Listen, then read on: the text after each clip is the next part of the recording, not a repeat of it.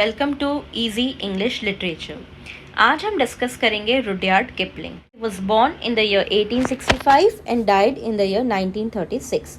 इन्हें poet of empire कहते हैं। तो remember, Rudyard Kipling is known as poet of empire. ये English novelist, poet and short story writer हैं।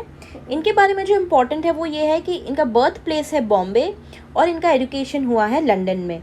तो ये इंडिया से भी रिलेटेड है, इंडिया से भी रिलेटेड है। He was the first British writer to receive Nobel Prize in Literature in the year 1907. जो फर्स्ट ब्रिटिश राइटर थे जिन्हें नोबेल प्राइज मिला वो थे रुडयार्ड किपलिंग। के जो राइटर थे सली प्रधोम, वो फर्स्ट विनर थे नोबेल प्राइज के इन द ईयर 1901। मगर जो ब्रिटिश राइटर हैं वो है रुडयार्ड किपलिंग। वो दोबारा इंडिया आ गए इन द ईयर 1882 और असिस्टेंट एडिटर बने एक लोकल न्यूज़पेपर के जिसका नाम था the civil and military Gazette Lahore. Lahore उस वक्त इंडिया का ही पार्ट था। दोबारा वो असिस्टेंट एडिटर बने द पायनियर इलाहाबाद के। फिर वो इंग्लैंड चले गए इन द ईयर 1889 एंड 1892 में he was married to Caroline Balestier. Remember the name, Caroline Balestier. तो आपको ध्यान होना चाहिए, born in Bombay, educated in London, poet of empire, assistant editor of the civil and military gazette and the pioneer, and the first British writer to receive the Nobel prize.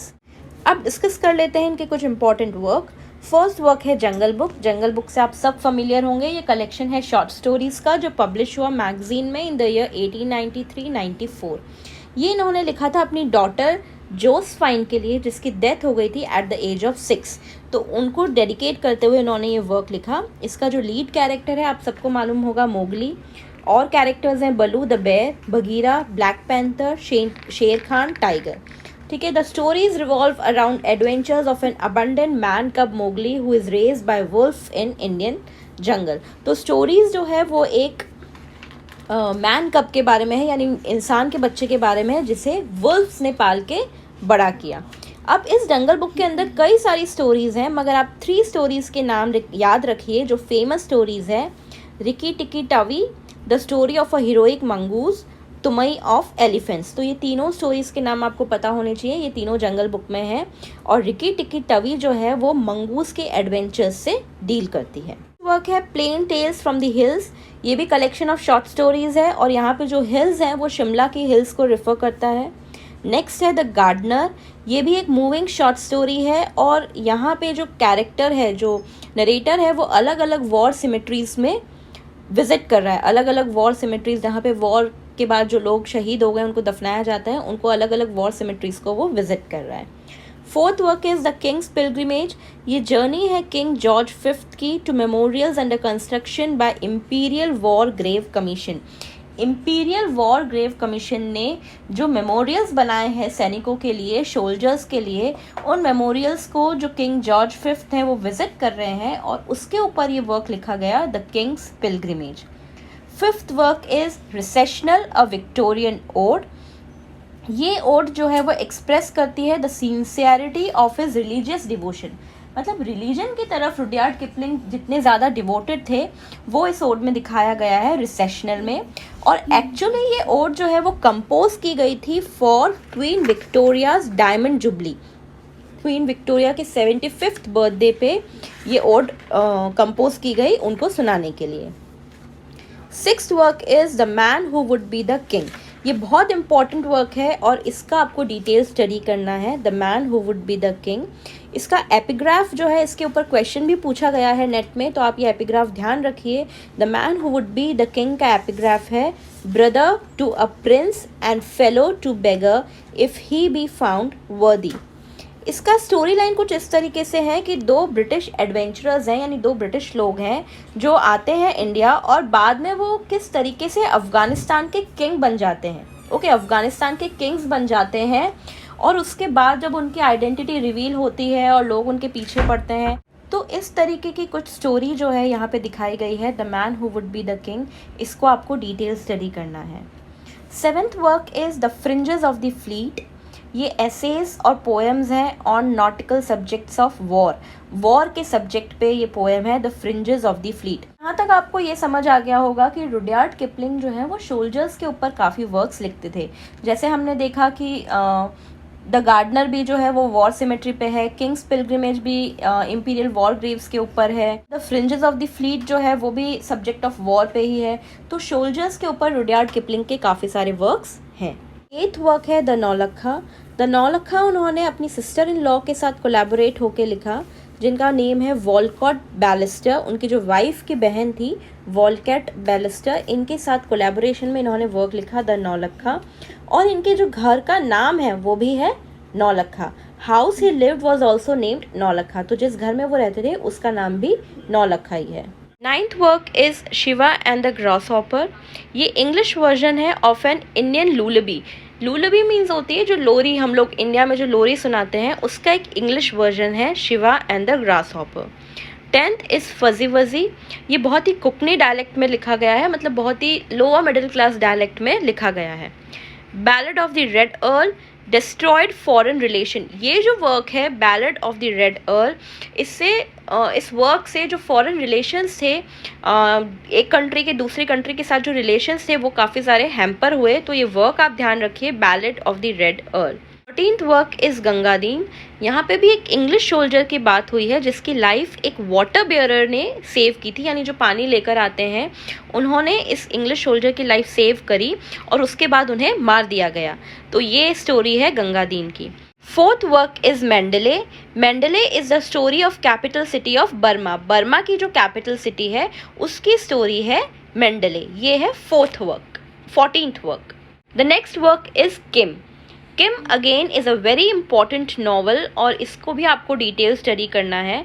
तो basically 2 works हैं Rudyard Kipling के जिनको आपको detail study करना है, Kim and the man who would be the king. Okay, बाकी सब works के आपको नेम्स ध्यान रखने हैं और उनके वन लाइनर्स या वन फैक्ट्स जो होते हैं वो आपको ध्यान रखने हैं कि बेसिकली ये किन के ऊपर लिखे गए हैं।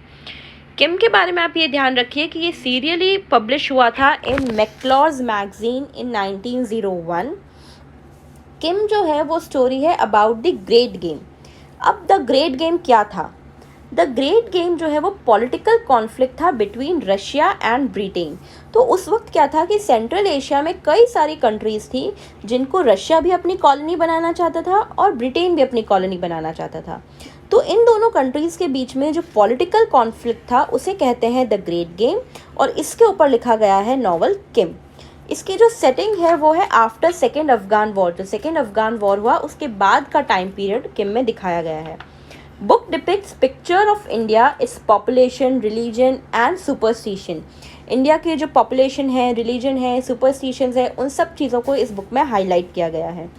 बेसिकली स्टोरी कुछ इस तरीके से है कि किम जो है एक ऑर्फन बच्चा है इरिश पेरेंट्स का, ठीक है। यहाँ पे भी जो फादर होता है वो सोल्जर होता है।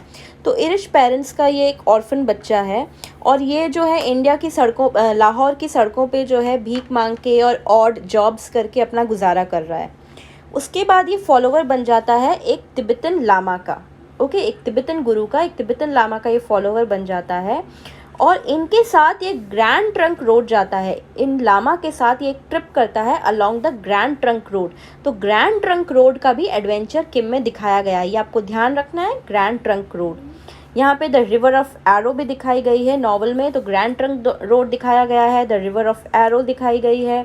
सेकेंड अफगान वॉर के बाद की सेटिंग है, द ग्रेट गेम को यहाँ पे डिपिक्ट किया गया है। तो ये सारी चीज़ें हैं किम के अंदर। किम सेज टू हिमसेल्फ, किम अपने आप से कहता है, I am not a Sahib, I am thy चेला। मतलब मैं साहिब नहीं हूँ, मैं उनका चेला हूँ।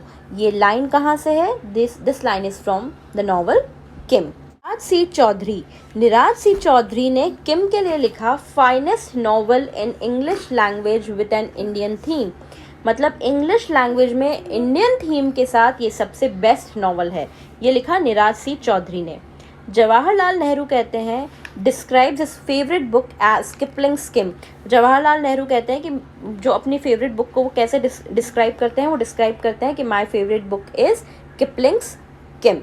यहाँ पे कुछ रुडयार्ड किपलिंग के मेजर वर्क्स की लिस्ट मैंने दी है। इनमें वो वर्क्स भी शामिल है जिनके बारे में मैं ऑलरेडी बात कर चुकी हूँ, और जो काफ़ी दूसरे वर्क्स हैं जिनके सिर्फ नेम्स आपको पता होने चाहिए कि ये रुडयार्ड किपलिंग के वर्क हैं, तो वो आप लिस्ट एक बार यहाँ से चेक कर लीजिए। इसमें आप कुछ चीज़ें ध्यान रखिए, जैसे उनका एक वर्क है पक ऑफ पुक्स हील। पक ऑफ पुक्स हील, इसमें कैरेक्टर जो पक है वो मिडसमर नाइट्स ड्रीम का कैरेक्टर है, यानी मिडसमर नाइट्स ड्रीम में भी एक कैरेक्टर था पक, और वहीं से ये कैरेक्टर लिया गया है।